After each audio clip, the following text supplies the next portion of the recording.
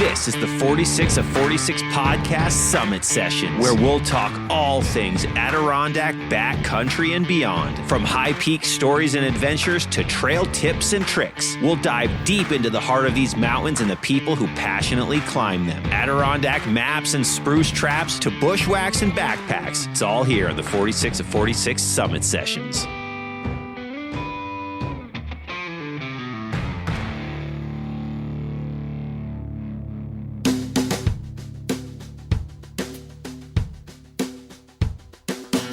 Hello, everyone, and welcome back to the 46 of 46 podcast. We are in the dog days of summer.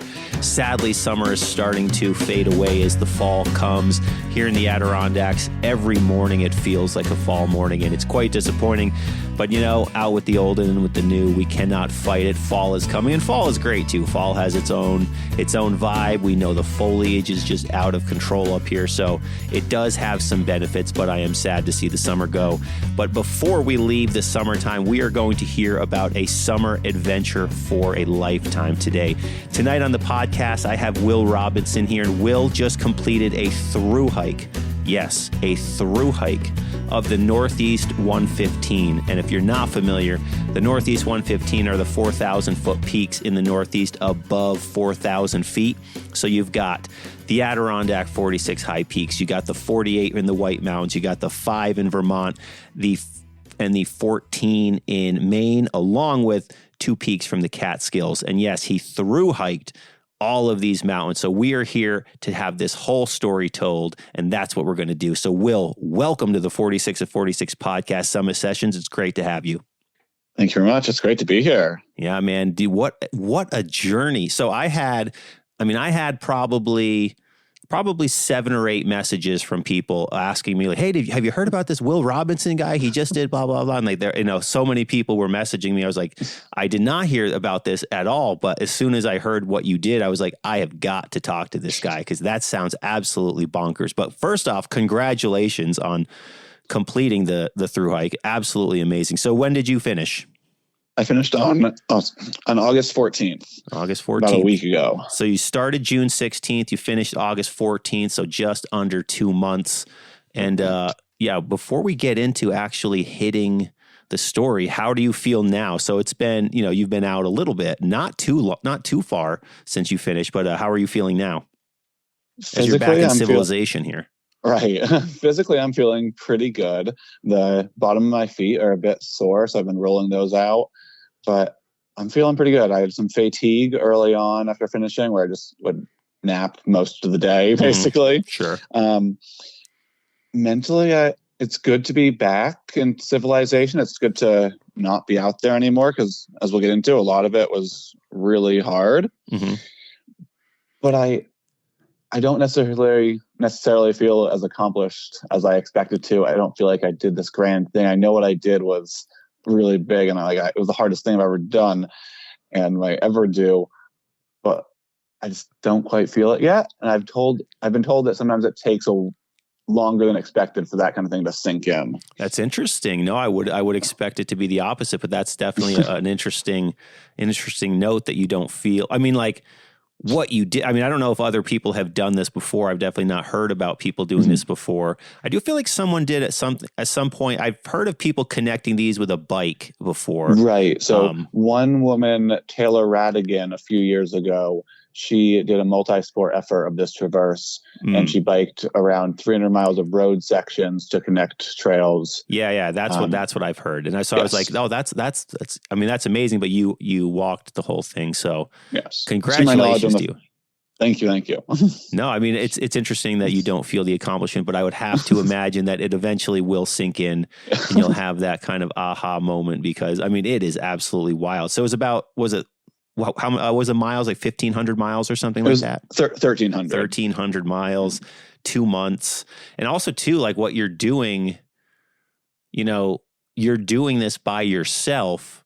Mm-hmm. I mean, you had people that you hiked with at different times, but it's not like when you backpack a trail where you're constantly seeing seeing different faces and different people, and you're with people doing the same thing. Like, you're really on your own, other than just like little sections where other people are doing it, but you know, they're going home or they're going to go camp tonight and then go home tomorrow. But that's not the case for you.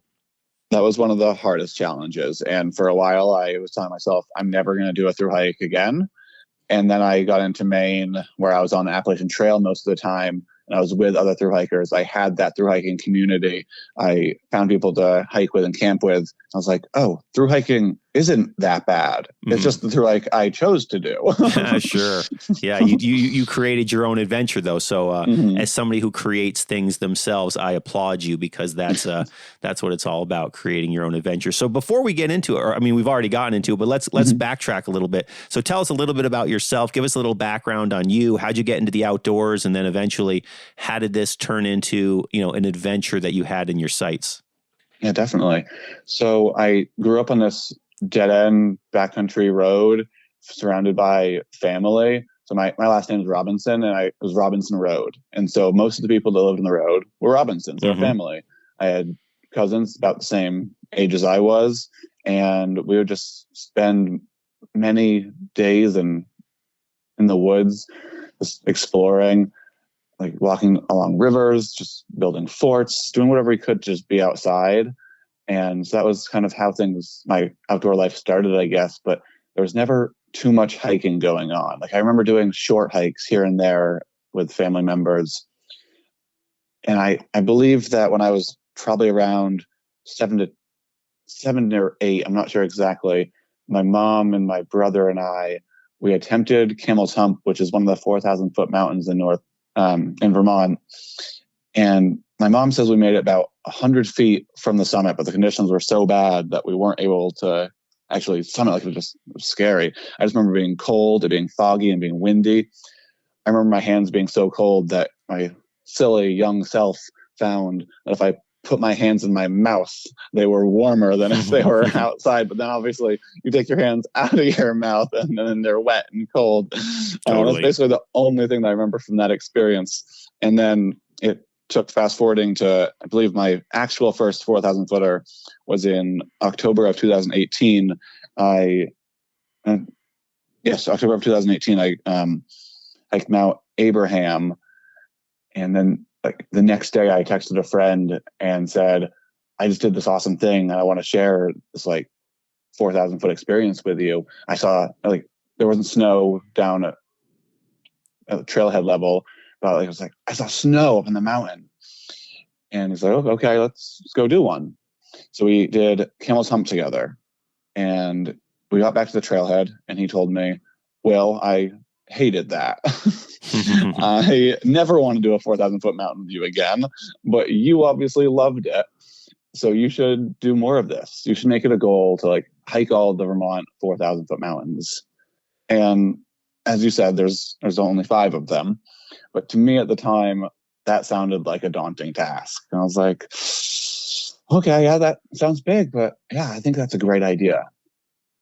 And it didn't take me too long to get through them. I wasn't, some people do them in a day, but I think I finished them by like early December maybe. And then I was like, what else is out there? And that's when I looked at my map and I saw there was mountains over New York. At that point, I still didn't know about the Adirondack 46. I was just like, those are some cool mountains over there. They're pretty close to me compared to other mountains around. I'll go check them out. I think my first trip to New York actually was the Catskills, and then I did Giant and Rocky Ridge Peak, and I at the time didn't realize that they were the 46. And then I found out about the 46, and I was like, I'm going to do the biggest one first. So this was winter. I had giant pack. I went up Marcy, and I was like, I'm feeling good. I'm going to do tabletop and Phelps as well. Same day? The same day you decided to do that? Same day, yeah. Same hike.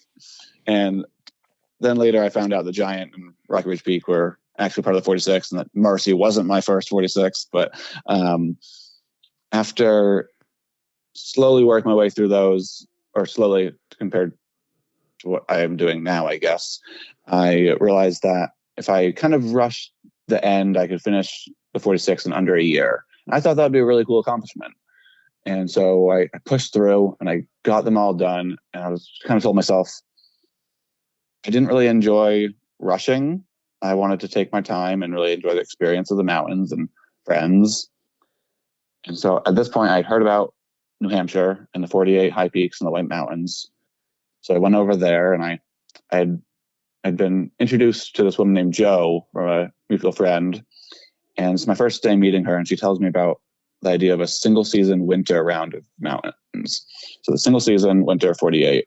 And right when she tells me that, I basically know that's what I'm doing. I'm not going to be going through these mountains slowly. I'm going to be rushing through them. And that's where my obsession with like speeding through lists kind of came from, I think. Sure. And kind of the rest is almost history, I guess, is what I like to say. Yeah. I mean, 2018 is when you started. That's a lot of mountains in a short period of time too, that you just like, I mean, you got the bug real quick, which is awesome. Yeah, no, I see that. And, I'm also the same type of person. Like, I'm a list guy in general by nature. So I am a task-oriented goal seeker. So if this is the goal, this is what I'm going to do. It's all I think about. When I was doing the High Peaks, it was like all I would talk about. And then like when I did the Northville Placid Trail here in town, like the map lived on our kitchen table like for a long time. I sectioned it for this podcast purposes, but it lived on the table, and it was like, I was just constantly picking it up. So I understand that, and I can relate to that. I know some people, they have their own opinion of it, but that's fine. I totally can understand what you're doing. And you've done, so I mean, before we keep moving forward, you've done a lot.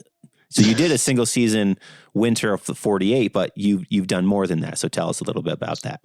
Yeah. So my timeline here, I might not get everything in order here, but I'll try to get most of the big things in. Sure. So 2018, I finished the 46, and then it must have been, 29, the end of 2019 into the winter of 2020. I finished the 46, and then sorry, I hope this part can be edited out a little bit. Totally good. So the first 4K, October 2018. And then I go into the Adirondacks, finish those the end of 2019. And then I believe the New Hampshire 48 was the winter of, okay. Oh my gosh. Timeline's really messed with me. So, I'm not going to bother the time. I'm just going to do what I did. So I did the New Hampshire 48 single season winter. And then I believe it was the winter after, but it doesn't matter too much, that I decided I was going to follow that up with a single season winter of the 46. And I got that done quite quickly. It was maybe 3 or 4 weeks, iffy on that time, but I had so much time left, and I was just happy to enjoy the winter, to go skiing, hang out with friends, do short hikes that friends might want to do. But then that same friend, Jo, that pushed me towards the single season winter 48, that first winter, she kind of suggested that I go for the single season 48 winter again, because it's the best opportunity for me to do both single seasons in 1 year or 1 winter. But I knew that same winter there were 2 people going for the single season winter 115, and that I wouldn't fully be happy with my accomplishment if I had done both single season winter 48 and 46, but didn't go for the rest of it, didn't go for the rest of the 115. And so at this point, I had the 46 done. I go over to New Hampshire, and I'm like, I'm going to start on these. We'll see what happens. And while I was doing those, I was also doing some night hikes after work, doing like the Vermont 4Ks, where I had like a random day after I went to the Catskills. And nearing the end of the whites, I realized that if everything went perfectly, it really would be possible for me to do the single season winter 115. And everything did go perfectly. I was able to take a week off to get up to Maine. I got those done. So that kind of started my obsession with 115, I think. I had been working on it prior to that, but then the single season winter of it just that was just like, wow. Sure. It's a lot in a little bit of time.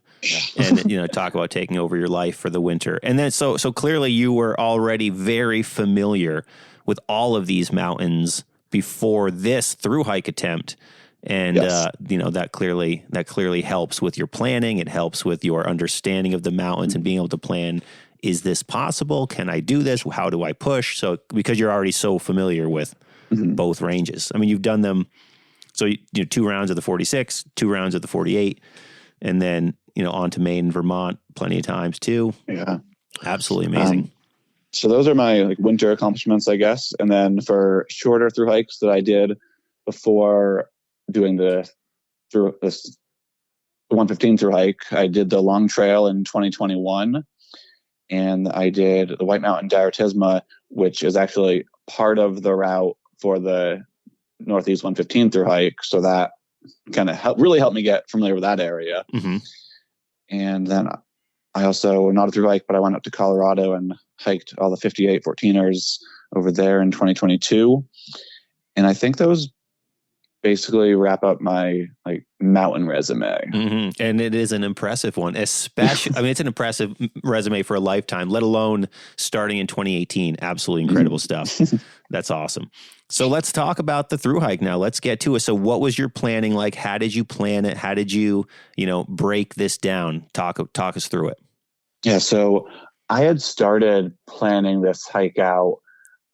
It's going to sound kind of crazy, but back in 2020, so 2 years after I started hiking. Yeah, it's wild. I had already started planning this crazy hike.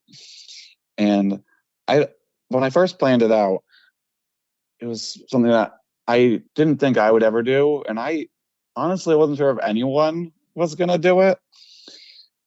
It just seemed too crazy. And my friend Nicole and I, we were on our Diatisma in 2020, so the same year that I kind of routed this out. And we were at Galehead Hut, and the caretaker there was having lunch on a bench next to us. We were talking about our route, and they were like, "You must be doing a Diatisma." I'm like, "How'd you know?" Nobody else would be doing that route. Okay. And they're like, "I have a friend that did one, and they're actually currently multi-sporting a traverse of the Northeast 115. And I was like, holy cow, wait, hold up, what? Someone's actually kind of doing the thing that I just planned out and thought was too crazy for anyone to do. And so I was like, well, okay, maybe we'll get done sometime. And then fast forward a little bit to when this guy, Will Peterson, amazing athlete around this area in the Northeast, he attempted a through hike of the New England 67. And at that point, that was the kind of the last kick I needed to be like, okay, people are starting to do these big things. It's going to get bigger. Eventually, someone is going to go for a continuous footpath of the Northeast 115, and it might as well be me. So I really started dialing in the route. I kind of had a general idea before, and I made a lot of changes to it. Like before, I planned on road walking all the way from the Catskills to Adirondacks, and I ended up changing that to make it a little more interesting, where instead I road walked from the Catskills to Northville and jumped on the Northville Placid Trail to the Adirondacks. And I think that was a good choice, even if my experience on Northville Placid Trail was not necessarily what I had dreamed of it, but it was a lot better than more road walking. Oh, so much better than walking down the roads for that amount of time. Because when I first heard this story too, or first heard people like messaging me about this, I was like, there's so many roads to get from the Catskills to the Adirondacks and then over to Vermont. It's like, and there's a lake in the middle. Like, I was like, I have to hear this story. This is, I mean, it's like connecting the dots to me was more fascinating than actually hiking the mountains, because there's so many dots to connect. So you're saying that you started in the we haven't even got to the actual hike yet, but just as we talk about your route, so you you did the whole Northville Placid Trail from Northville to Lake Placid, and then from there you probably walked to the Adirondack Lodge. So it wasn't the whole Northville Placid Trail. Oh no, you would have stopped off and started the Seward Range and the Santanonis. Exactly. Yes, exactly. Yeah. That's right. That makes sense. I didn't start in the heart of Northville, where I believe the Northville Placid Trail actually starts. It just didn't make sense for me to do the extra miles to get there. That's what you're looking for. Yeah, totally. But yes, I got onto the trail pretty close to Northville. And then, as you said, I went and did the Seward and Santanoni and all those, the Couch Range and all that. So now, how were you planning this trip? So obviously you have your maps and your roads. How long? So you started planning it in 2020. How long? And then you adjusted it, as you said. So how long did it take you to have like, okay, here's the first draft of what the route will be? Well, how long did that process take? So it all started in 2020, but then there was a really big gap of me thinking this is never going to get done. And I never really touched the map after that. And then it was really only maybe a year before that I really started thinking about it more. And I kind of procrastinated finalizing things until the last 2 months before it probably. And I would go through phases where I'd be like, I'm really motivated to map this out and do it day by day. And then I'd be like, I'm not going to touch this for a while.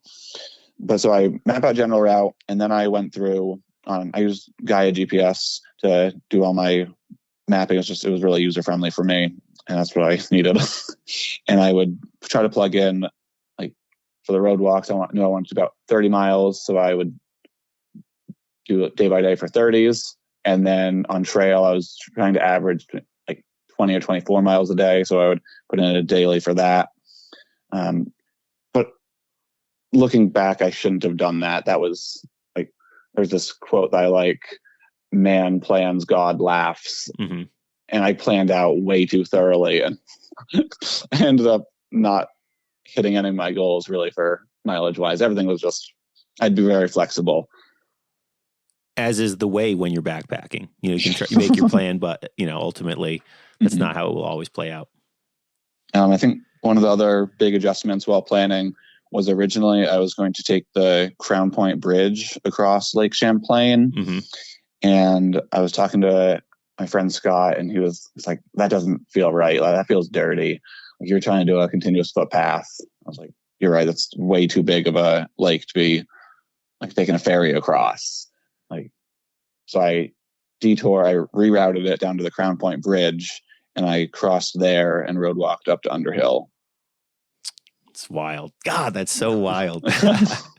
Man. All right. So we'll get to that real quick. But before we start, so clearly you're very, I imagine you didn't do any sort of physical training for this because you're already ready to go. You're already in mountain shape and you're always doing this. So that portion of the story, I'm guessing you were ready, or did you actually do some training for it? I did a little bit of training, but it wasn't anything too special. It was just after work, I would take my pack I have one pack that I've dedicated just to being heavy. And I went to the hardware store a few years ago and I went to buy sand. Salt was cheaper. So I bought a 50-pound bag of salt, and that just lives in this backpack. Yep. And I have a hill in town that I just do hill repeats on for a few hours while I listen to a podcast or music or something. And I would do that after work. I wasn't as religious about it as I have been in the past, but so that was my training for it. And then I kind of lost the routine when I realized it's getting close. I really want to see friends and family before I go. I think that's more important than the training, honestly. So that kind of went out the window after that. And at that point too, it's like your training, you already have the foundation and the base. You're pretty much good to go in that department. And more importantly, you already have the mental training for all of this too. And I always tell people, if I'm going hiking with someone in the mountains, I'd rather be with someone who is slightly out of shape but has done this before than someone who's in super good shape who has no idea what it's like to climb a mountain, because it's so different. It's a different type of world, and it's as mental as it is physical. And if you know what to expect, it does become business as usual. It's like riding a bike. It does feel that way.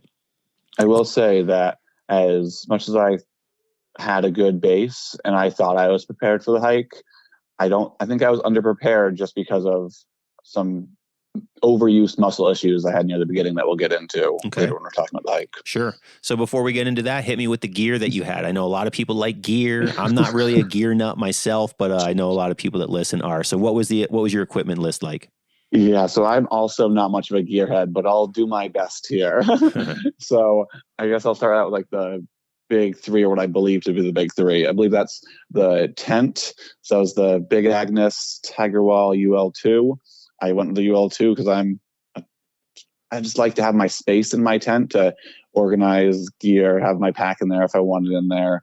It's also, I'm not a ultralight person necessarily. That's not my thing. I'm there for having some comfort as well. So that was really important to me. And then my pack was the Hyperlight Southwest, I think. Either a 3400 or a 4400. I can't remember exactly, but I love that pack. It's small enough to be a day pack when it's fully rolled down.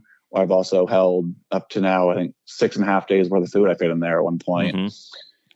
And I find it comfortable enough for the most part, other than near the end of the hike, I started having some chafing issues, but love Hyperlight. And the sleeping bag was a Thermarest Hyperion 20 degree. Well, it was a 20 degree when I first bought it. Spent way too much time in a compression sack. I don't think I would trust it at that temperature anymore, but for the summer, it was plenty warm. And that's one thing I have that's quite lightweight and compresses down very well. For my sleeping pad, this is definitely not ultralight. It is what I consider my luxury item. It's what I also call my Green Monster. It's about basically the tallest and widest sleeping pad I could find. It's an Exped something. Let's see, Exped Ultra 3R. So 3R, just the R value of it. And I found that in the past with smaller sleeping pads, I don't sleep well. And if I was going to be out there for such an extended period of time, doing so many miles each day, my sleep was just the most important thing to me. And so I found it worthwhile to carry a little bit extra weight. No, I would have done the same thing. Now, what was on your feet?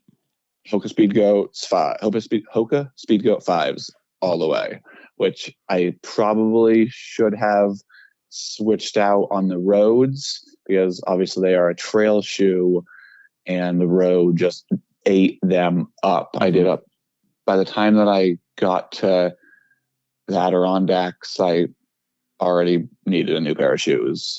And so basically by the time I got to the North Hill Placid Trail, I could have used a new pair of shoes, but I knew how flat it was and I didn't think it was going to be like very technical terrain or very rocky. So like I can get by with not too much tread.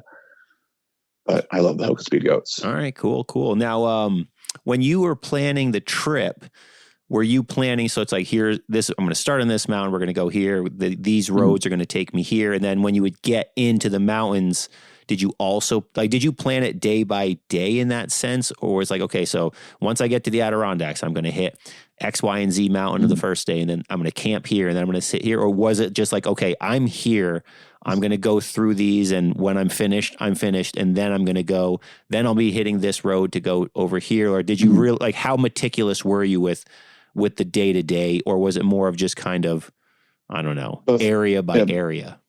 Before I started, I had the whole entire trip planned out day by day. Wow. And obviously, like I said, that didn't work out. So I started doing it where I would plan, while on trail, I would plan the next few days, day by day. Sure. And at that it was easier for me to keep on top of and accomplish the goals, the smaller goals, the milestones that, Yeah, that makes sense. So instead of, planning like I have to stick to this route, it's like, okay, just a couple days at a time. And then, piecing it together that way makes a lot of sense. Right. And sometimes it didn't go to plan, but most times I made it to the campsite that I planned to make it to. And with your Hoka Speed Goat 5s, did you have one pair? So you said you needed new shoes when you got to the North Hill Placid Trail. Did you do this whole thing in one single pair of shoes? Oh gosh, no. Okay. I ended up going through 4 pairs of shoes. Oh, gotcha. Wow. Same pair every time, just a new pair?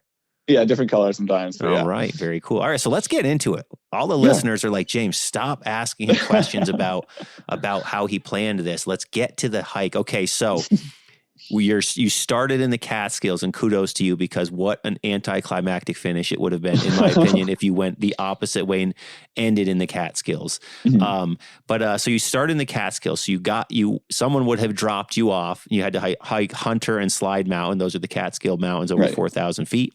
So day one, what were you feeling like as you were getting dropped off? And then what were you feeling like when you started. Hit us. Just let's start the journey.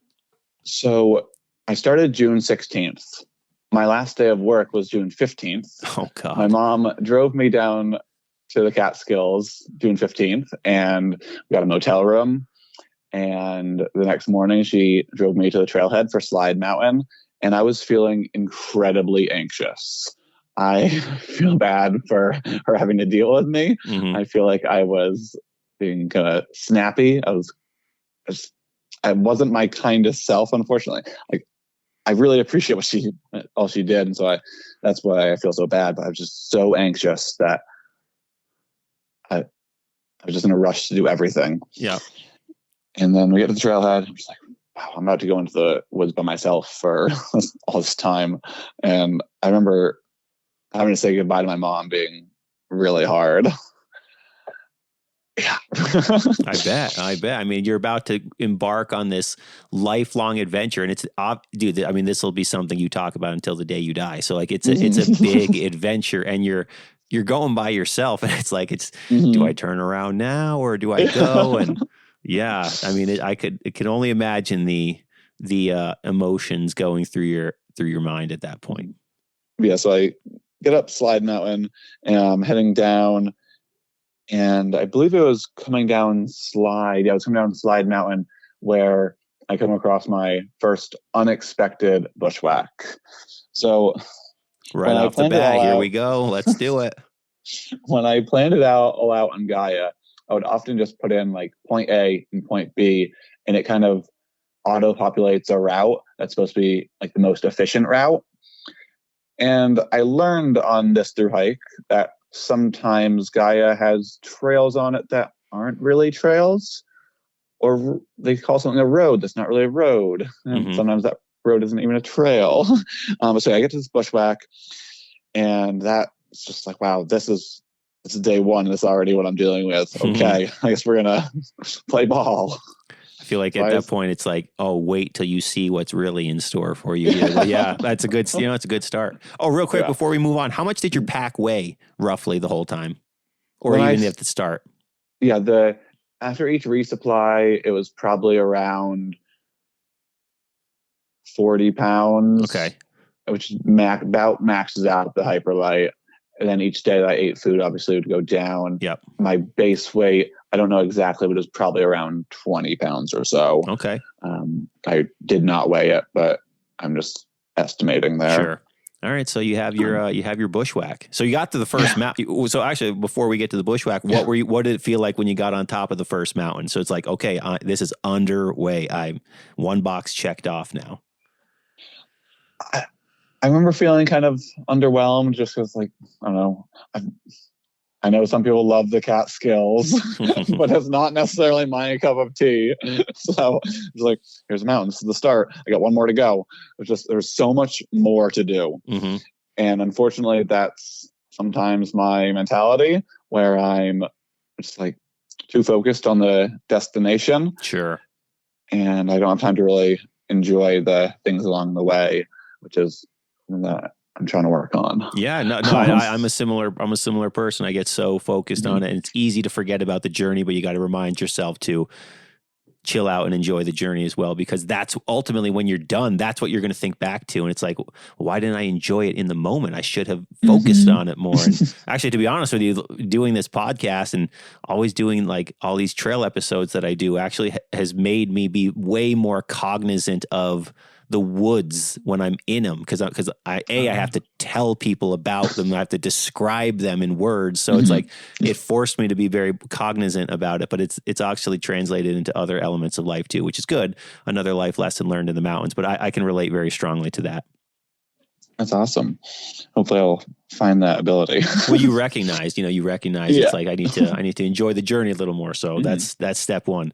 So first mountain down, heading to the second one, you're on your bushwhack. Keep going. Yeah, Let's so do it. I started my bushwhack, and then I come into these prickers as part of the bushwhack.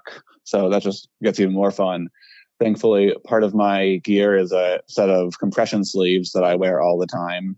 I had some issues with shin splints on the long trail, and ever since wearing the compression sleeves, I haven't had issues with shin splints. I don't know if it's a coincidence, but I don't plan on stopping wearing them because Totally. it might be working, but it also doubles as helping like with prickers. Yeah, for So sure. my knees got cut up a little bit, but nothing too bad. And made it out of there. And then it was a short road walk over to the trailhead for Hunter. And I hiked up that, and I planned to camp on the summit, which isn't necessarily allowed, I don't think, but I've heard of some people camping up there, and I thought it'd be a cool experience. But I ran into the caretakers up there, and we had a great conversation. And honestly, I half of me wonders if I had asked if I could sleep up there, if they would have been okay with it, because they were just so enthralled in what I was attempting. Mm-hmm. And they were really nice people. But I was like, I'm not going to bother asking. I'm not going to put them in that position. So I start descending the trail, and I'm looking for a flat spot. And it's raining at this point. So I'm not very picky about my spot for the night. I find a somewhat flat spot and set up my rain fly first, and then set up the inside of the tent and get in there, dry off, and try to get warmed up. That was, so just looking back, it's funny starting off with a rainy day, because the whole summer ended up being a rainy summer, basically. Yeah. Oh, that was on my notes as to ask about the fact that the summer you did this, it's just like been the wettest summer ever. Yeah. What a bummer. Definitely didn't make it any easier. And then after Hunter, I descend, and that starts my probably around 100-mile road walk, maybe 120 miles. Mm-hmm. And for those, I was doing about 30 miles a day, which it's a lot of miles, but on the road, they go by pretty well. They don't go by quickly, but you can do fast miles, even if it doesn't feel like they're fast. It just drags by. Mm-hmm. And one thing that I was anxious about throughout the entire hike was just battery life of my phone and my Garmin and other devices and whatnot. And so I didn't listen too much at all. I was mostly just in my head, living with my own thoughts. I think there were 2 days where I listened to some sort of podcast or music throughout the entire hike. Throughout the entire thru-hike period? Exactly. Holy yeah. mackerel. Jeez Louise. I figured like maybe 2 days while you were trying to get up to the Adirondacks, but let alone for the whole 2 months. That's impressive. My God. Jeez, yeah, Louise. most thru hikers that you see on the trail, they always have their headphones in. Yeah. I mean, it's like, to me, it's like different in the woods, but like when you're walking on a road, I mean, come on, let's just pop some music on. No, I get that. Oh man. Kudos to you though. Think of the amount of podcasts you could have plowed through too in that time. Man, seasons and seasons of true crime podcasts. If I could only go back. Yeah. Or maybe next I'll summer. do it again. Yeah. Maybe next summer. All right. So you had 100-ish miles to go. So these roads that you connected to the Catskills, the Adirondacks, or basically to Northville, just country roads, just country road after country road, huh? Some of them were country roads, some of them were main roads. Okay. And some of them were really sketchy to walk on. I bet. Especially with your backpack. I'm sure you got nice looks from people in cars and questions from drive-bys and stuff. The best comment that I got was, this person must have passed me driving. They must have driven past me at some point. And they're doing some yard work now. And I walk past and I hear them say to somebody else that they're working with, they said, "Hey, there's that weird guy walking." Classic. I'm like, great. Yeah. I'm that weird guy walking. Definitely I had some good interactions with people that would pull over and like ask me what I was doing. That they were all very interested, but for the most part, it was just it was so boring that if someone like, waved to me or gave me a thumbs up, that was almost a highlight of my day. Tough times. I think a few notable things that happened on the road walk. There wasn't many of them, but two issues that I ran into was one night my phone was at 6% battery, and I was like, okay, I'm going to go plug it in. And then my battery bank was dead. And the next day I was supposed to have another big road walk in front of me. And I wasn't sure about all the turns I was supposed to make. I was like, these are all on my phone. And so I was like, what do I do? I don't have anything to like write with or really write on. Do I like use my blood to write out a message of all these turns? But I was like, wait, I have my Garmin InReach. So I just typed out a message to myself and I sent myself simple directions of each turn that I needed to make the next day. And that was enough to get me into the next town, where I then was able to stop and charge things up for a while.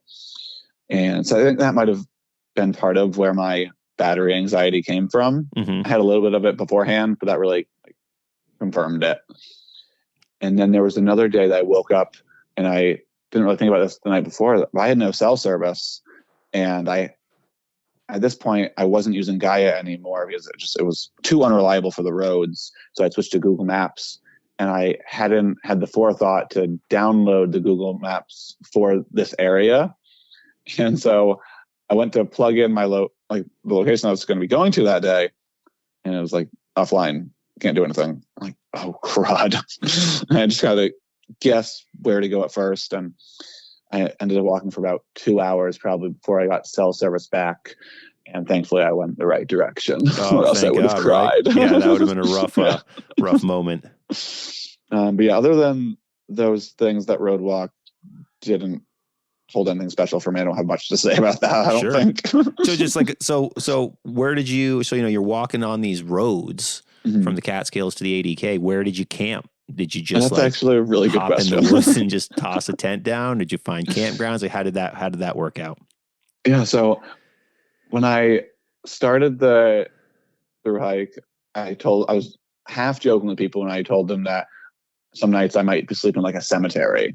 So I was like, oftentimes they're really big and far enough back, you might not be able to see. I never ended up sleeping in a cemetery, but it was always like I'd walk by when I'd be like, that might work. Sure. But no, it was usually I would find somewhere where I didn't see any no trespassing signs or no posted signs. And I would just jump in the woods and make sure that I was out of view of the road and set up camp and just be as quiet as possible. Though it definitely wasn't exciting. It wasn't fun. It wasn't the camping that most people dream of. It wasn't a part of a vacation. I don't know. Yeah. And did you, each night you would pop your tent, or did you not pop your tent on nights that it was not going to rain? Or did you always put the tent I set up my tent every night. Okay. I do not like bugs. Yeah, and sure. so it's like my no bug zone in there. That makes sense. I didn't know if because you're trying to be, not seen, maybe you didn't pitch your tent all the time, but okay. Yeah. All right. Well, so that's good. I would go far enough into the woods that I wasn't able to be seen most times. That's good. So did you ever have nights anywhere where you got the knock on the tent in the middle of the night? No, but that's there was good. One where I was worried that I would. I was set up where I could kind of see through the trees someone's yard, and I went to hang my Ursac, and the guy was out walking his dog, and I was like, if this dog senses me at all, smells me, it's gonna bark its head off, and I'm gonna be found. Yeah, absolutely. But thankfully, I was good. You kind of had you kind of had the experience of a runaway prisoner who broke out of prison is like, can't be found. Don't let the dog smell me. Oh no, he's going to ruin it. But anyways, all right. So you walked from the Catskills to the Adirondacks, and you got to the Northville area. You hopped on the Northville Placid Trail, and it sounded like from before that your experience on the NPT was not great. Is that was just kind of the vibe that I got when you started talking about it. Yeah, I was really looking forward to it because I was doing 120 miles of road walking or whatever. I'm like, I'm going to get on trail. I'm going to see thru-hikers. It's going to be great. And then I get on the trail, and the entire time that I'm on there, I don't see a single other thru-hiker. I see some trail runners, some day hikers, 2 section hikers, I think. It continued my loneliness, which is something that started, unfortunately, day one. I've been re-listening to some of my videos that I recorded in my tent. And on day one, I was talking about how it was so nice to have that social interaction on Hunter Mountain because I was already missing social interaction. And so I get to the Northville Placid Trail expecting that interaction, and it just never really comes. And then when I did it, it was a very muddy trail. I don't know what typical conditions are like, but there was so much of it where I would just step somewhere that looked somewhat solid, and I would be just sunk into boot eating mud where I would just lift my foot out and be like, is my shoe going to stay on? Yep. No, that's standard Adirondack procedures right there. But there were definitely some wonderful parts of the Northville Passage Trail. It was maybe my second day on the Northville Passage Trail, and I stopped at first or second. I was early on. Stopped at Canary Pond or Canary Lake, I think. Mm-hmm. And I set my tent there. I hadn't seen a single person all day. I did not expect to see anybody during the night. So I was like, I'm going to skin dip in here. I'm going to clean off. And it was just me and a loon just swimming around this pond. And it was just magical. And it felt so good to get cleaned off after like probably a week or so of not showering. Mm-hmm. Yeah, the NPT is good for that. Lakes everywhere. A lot of beautiful lakes, a lot of great campsites. I do plan on going back to the Northville Passage Trail for like one night trips or a weekend or something, just to stay at some of the places that I didn't get to that I walked by and was like, oh, I really want to stay here. Yeah, I had the same experience when I was there. I was like, oh, this is a great campsite. Oh, this would be cool for a weekend. Yeah. Oh, this would, and it's like they're all 15, 20 miles back. So it's like, it's a whole thing to get to them. But yeah, it's always, I always had the exact same experience. Yeah, let's see. So after Northville, I think I just skipped over something that was quite important. On the Northville Passage Trail, I had my first major issue, and that was the overuse issue that I had mentioned previously. So I don't know much about like my body and all that, like different parts of my body and what they're called and how to help them. It's something that I kind of learn one issue at a time. It's like, oh, this muscle's acting up. I need to learn how to deal with it. And so it turns out it was part of my quad, a muscle called abbreviated as the VMO. I can't remember exactly what that is, but yeah, the teardrop muscle right on the inside of your knee, above your knee and the inside. Yeah. And it was giving me major issues. It started out just like, oh, I feel that. And then it got to the point that I dreaded going down any uphill or downhill. And I was just like, in a few days, I'm hitting the Adirondacks, and it's all so up that's and down. No good. Yeah. And so I posted on Instagram. I'm like, I circled a part of my leg that's bothering me. I'm like, what is this? How do I help it? And I don't know if like I put the circle in not the right location, but 1 out of like 15 people to respond had the right muscle. And so then I end up doing my own little research, and I figure out that it's the VMO, and I find exercise and strengthening routines for it. And I start doing those, but doing that on trail while I'm still pushing miles isn't enough. And at this point, I've been pushing my body so much that I start peeing blood. And that was a first for me. I was kind of like, I kind of understand muscle pain. You stretch it, you massage it, you exercise it. I can deal with blisters, I can deal with mental challenges, but peeing blood, like I have no idea what to do with that. Sure. So I'm in my tent, and I have my Garmin inReach, and I text my friend Nicole on it because I have no cell service, and she's a nurse. And so I figured she's like the best person I can go to at this moment. And she's like, 1, you should probably get medical attention. It's like I have to recommend that. But it's probably either a UTI or just an from like overexertion. And I was like, okay, I don't think it's UTI. I really am overexerting myself right now. And she said that if it is that and it goes away within 48 to 72 hours, you're probably good. And that went away after a little while, but it did come back throughout the first little bit of the hike. Yeah, that's a scary thing to have happening when you're deep in the Adirondack backcountry on the Northville Placid Trail. Yeah, and it really concerns some family and friends, understandably. Oh, yeah, sure. But that ended up being one of, like, it really wasn't a problem. It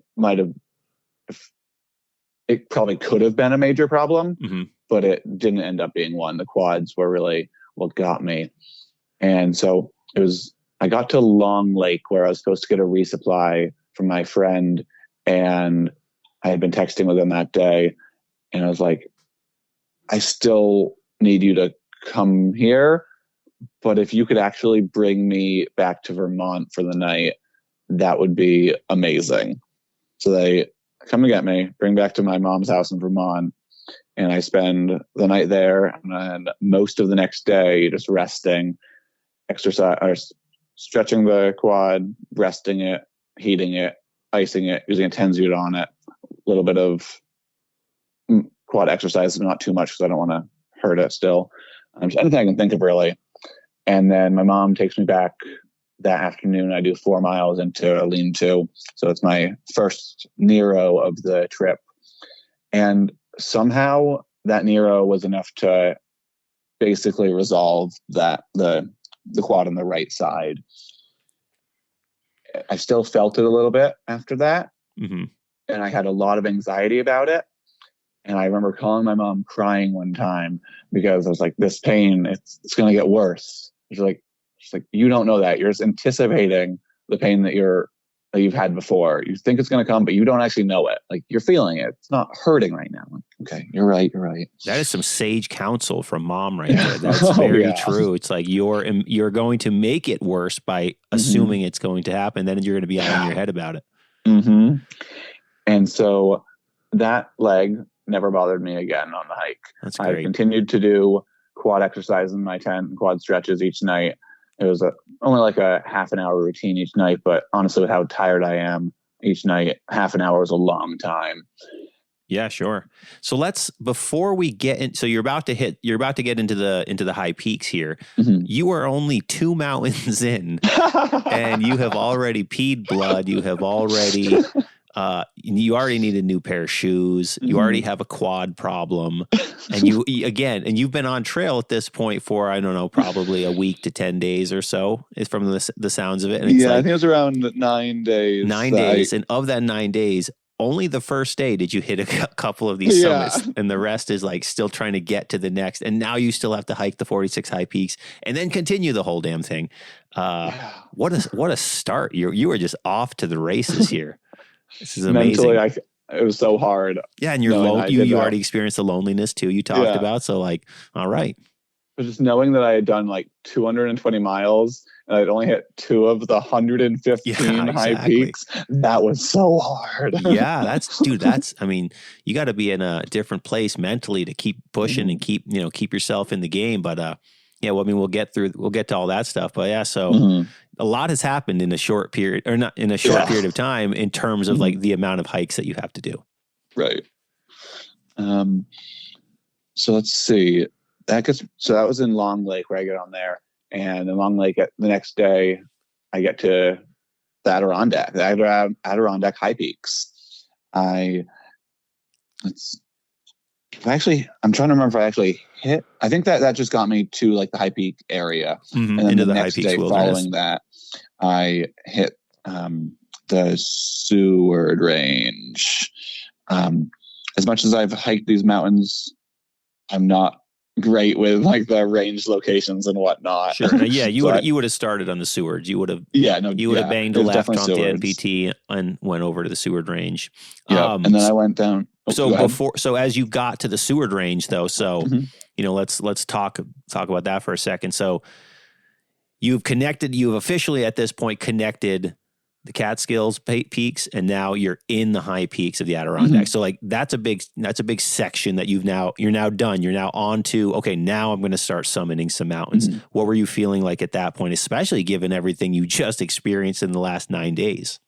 I remember thinking I was too far in to quit now, because my first thought of quitting started on day 7, and I remember thinking that, oh no, I'm too far into this. If I ever want to do this through hike, this is the summer to do it, because I am never doing that road walking again. I'm never doing any of this again. And so I got to push on, because I knew I would never forgive myself if I gave up and I didn't get this done.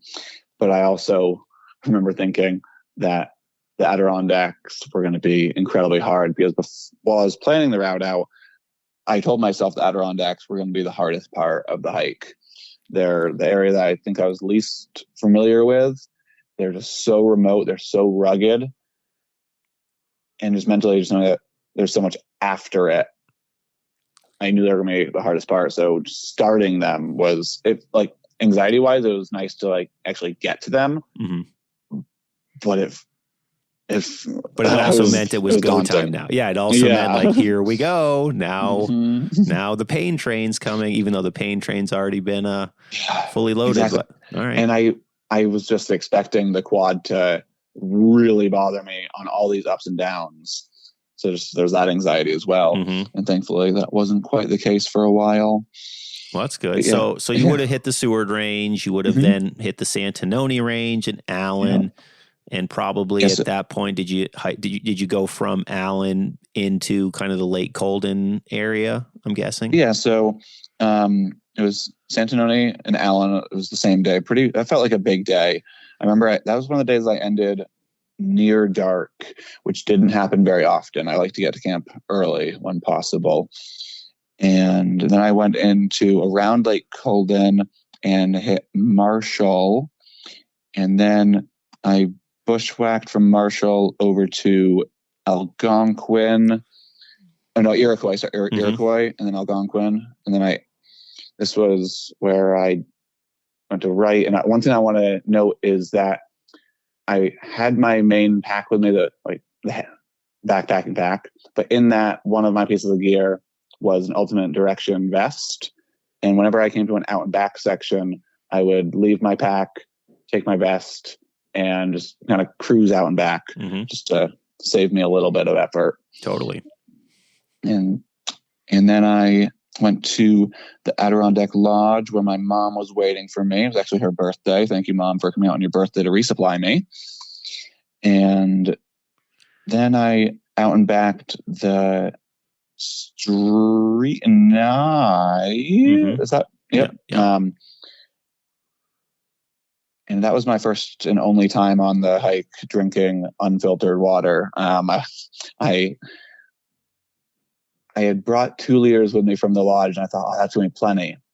And I started drinking way more than I planned to. And I usually carried a filter in my vest as well, but on this one I forgot to. I start walking by these waterfalls, and it's like, and the river, it looks so good. I'm so thirsty. I'm like, no, Will, you can't drink the water. It's not filtered. I'm going to tell you something, Will. I don't ever filter my water. Oh, really? I don't. It's like a thing on the podcast. Like, I never filter my water. None of the people in like that run in my circle filter their water. And no one's ever had an issue, but people will have their opinions and their experiences, and that's cool. I have not had a bad experience. So I can tell you that I don't do that. Very early on in my hiking career, I had a bit of an issue with it. And so I've never really thought to not filter it before, but I'm glad to hear that you've never had an issue with it. So it's kind of reassuring. Just here. I mean, it's also like, I'm obviously not scooping out nasty pond water, but like, these fast flowing rivers in the Adirondack backcountry. I just scoop and drink. And drink. So I just shoved my face into a waterfall and just gulped it down. I didn't bother putting it in the bottle or anything. Even better. Better. It's very natural that way.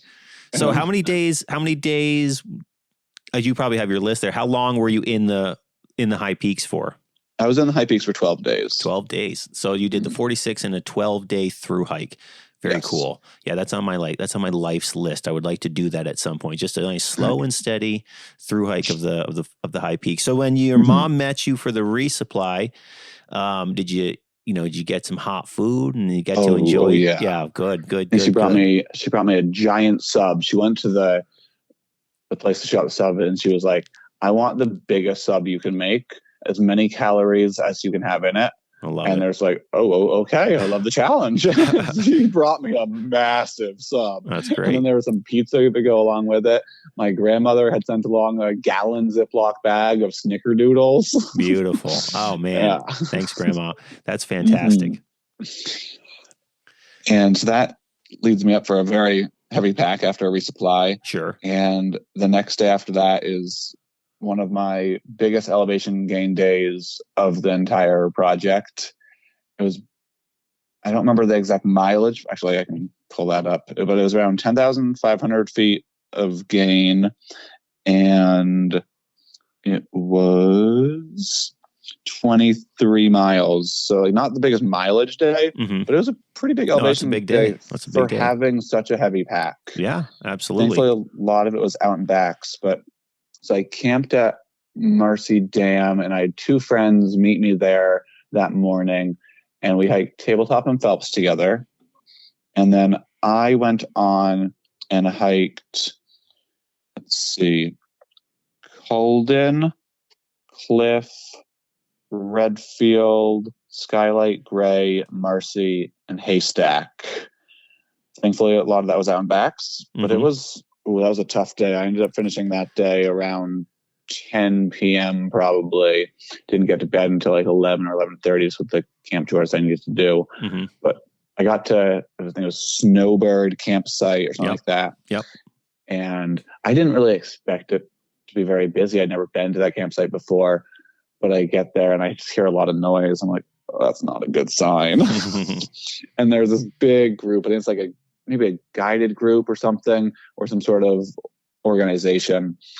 And they're like, yeah, it's full. You could probably find a campsite like a mile down the trail. And it's like, that's also a mile out of my way. And then from in the woods, I hear somebody say, there's room near me. It's a small spot and it might be a bit slanted, but there's something. I'm like, I'll take anything. Like, at that point, you're going to fall asleep in 2 seconds. Yeah. So exactly. Yeah. It doesn't matter the terrain for my campsite. So I go and set up, and the next morning I wake up at 5 and I'm on trail by probably 6 or so. And I'm going to do the rest of the Great Range, and something either between overcompensating previously in the trip for the quad with the other side without realizing it, having a huge day the day before and getting not enough sleep. That's when my left quad starts acting up in the same exact spot, VMO. Brutal.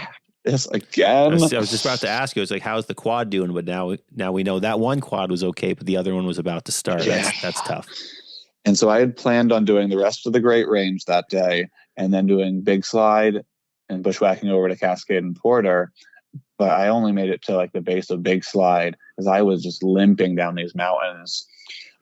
I was going so slow. It was really demotivating. And so I camp out and I made contact with my mom, and I was like, I'm going to need you to pick me up the next day. I need another day off to rest the squad. I'm going to do the same exact thing I did for the first one. I was probably also crying a little bit, to be honest. Hey, no one can blame you. You're going through a lot here. And you've been by yourself for, I mean, at this point, so how long had you been, how long was it since the getting dropped off in the Catskills at this point when you got picked up the second time? That was the end of day 16 is when I got picked up. Yeah. It's a long time to be by yourself. Right. So I hiked Big Slide, and I had tested this bushwhack out before. And I believe, like, to my knowledge, this is like a bushwhack that's allowed because the only reason I believe that this area is closed is for private property. And I was able to find the private property on a map and avoid that. So I hope that I did that legally. Yeah, no, that's what people do. That's what people do. And so I did Porter and Cascade, and those are supposed to be like easier mountains, and I struggled so hard. I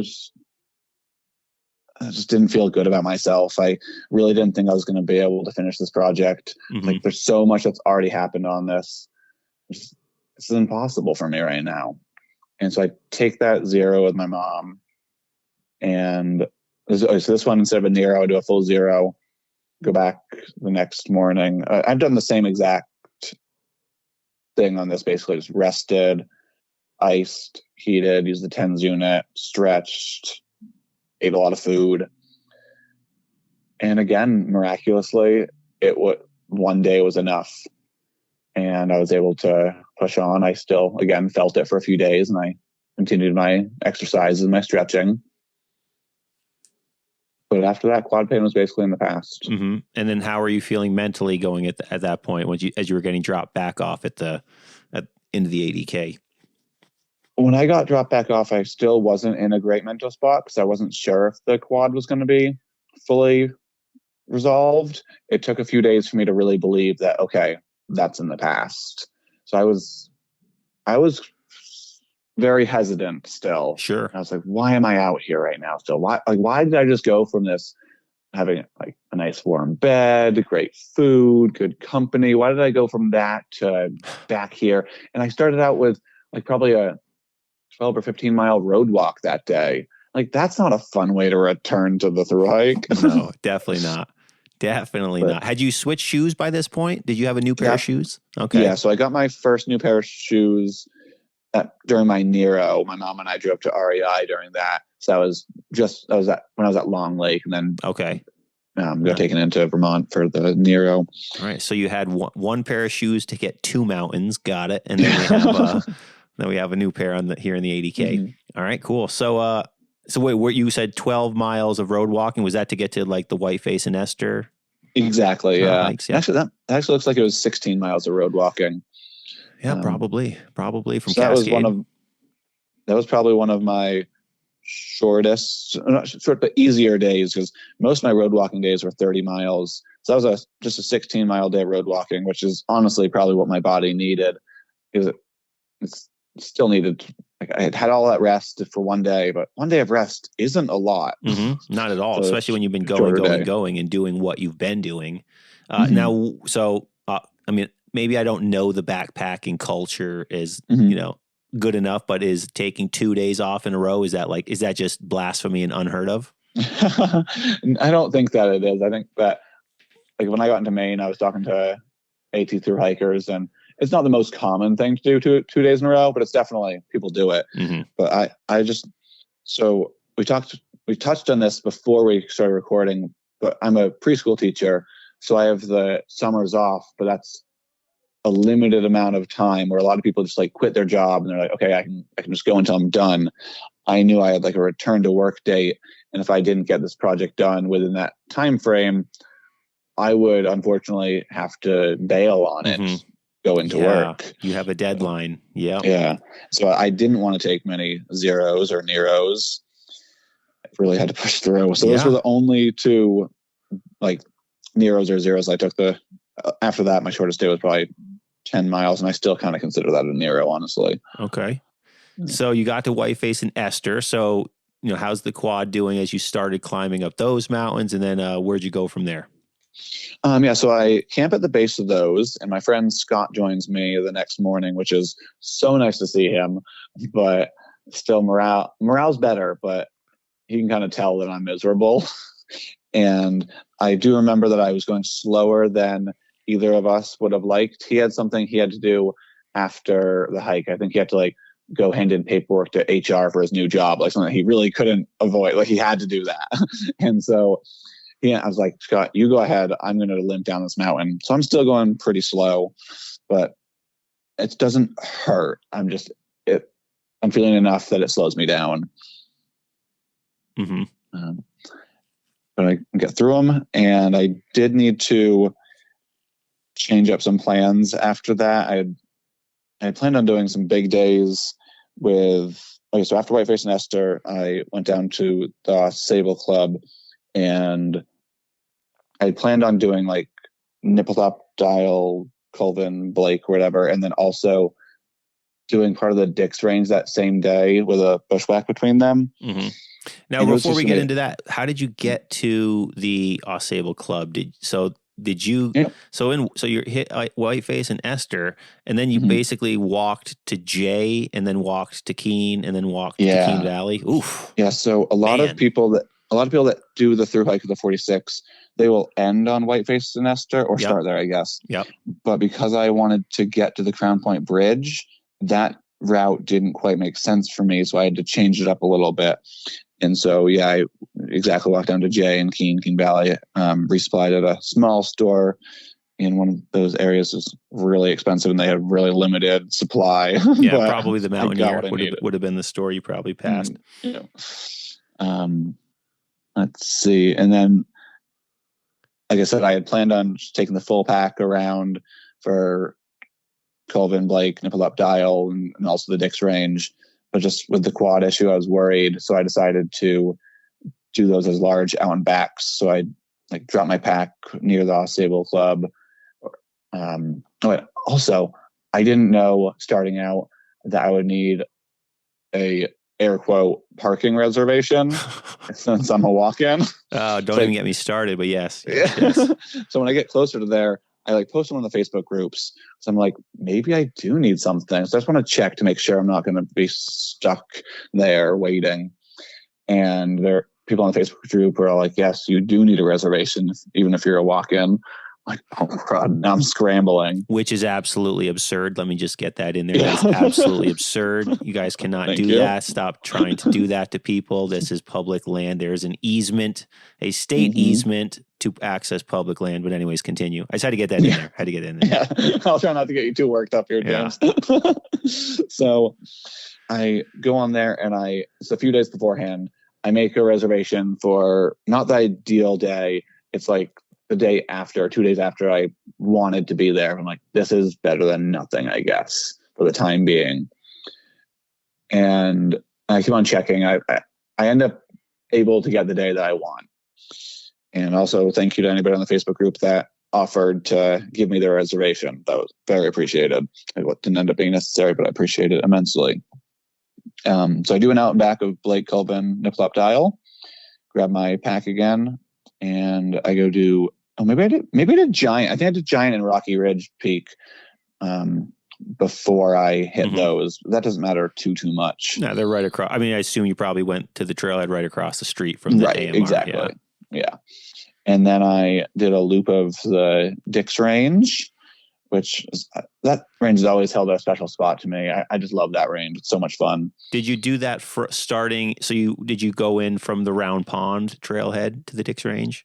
Yes, I believe that's where I started. Yes. And then or am I lying to you? I started either Round Pond or that South Fork or whatever it is. Oh, the Bowcat Forks. Yeah.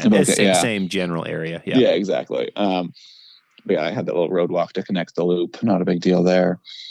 I had a really awkward camping experience the night before the Dix Range, though. Like all the campsites out in the wilderness, they're basically like you show up, and if there's a flat spot, you set up your tent. And down by the road, I don't know if etiquette is different. It probably is. So I get to this campsite, and there's a whole bunch of tents set up already and a whole bunch of chairs around the fire, but nobody's around. I look around for anywhere else that's away from these people.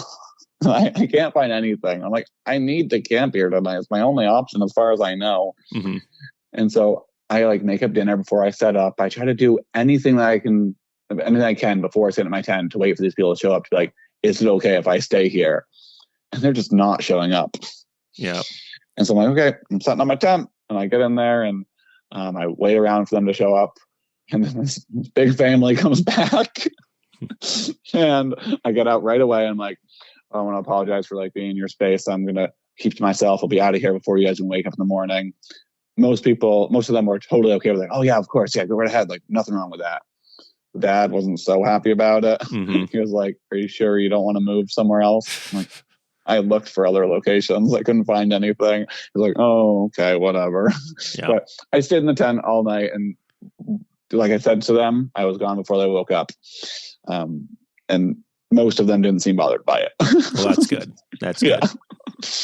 Hey, you did what you could. You did your due diligence. Your heart was in the right place, trying to wait and wait and wait. But eventually, you got to do what you got to do.